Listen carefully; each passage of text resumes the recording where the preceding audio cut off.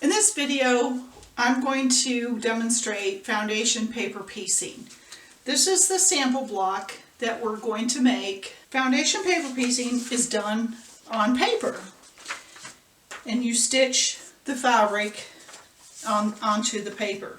There's different blocks, and then the blocks get sewn together. These papers will come off eventually before I put it into a final quilt, or like this one is a wall hanging, and there's different blocks here that created the whole design. Some other samples are little symmetrical type of blocks where there might be, this one was just two sections, a mirror of each other. And then they get a little more complicated where you might have up to 5 or 6 sections that get pieced together. These are the templates for this block. What's tricky about foundation paper piecing, or what you have to remember, is that the templates are the back side of the block. So this is what the block ends up being. So these template pieces are the back side, the wrong side of the block.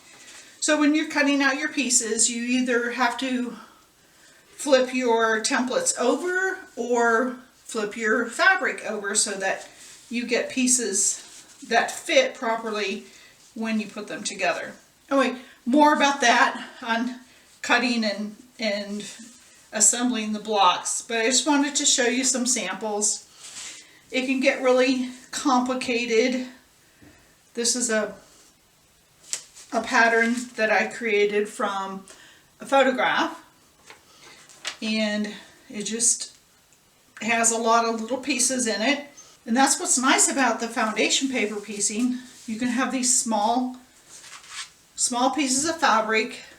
It looks really complicated, really hard, but it's not. It's fairly simple. So I'm going to step you through all the supplies that you need. We'll talk about fabric selection, and then we'll get to the technique of actually sewing the pieces onto your paper and then assembling all the units into our final block.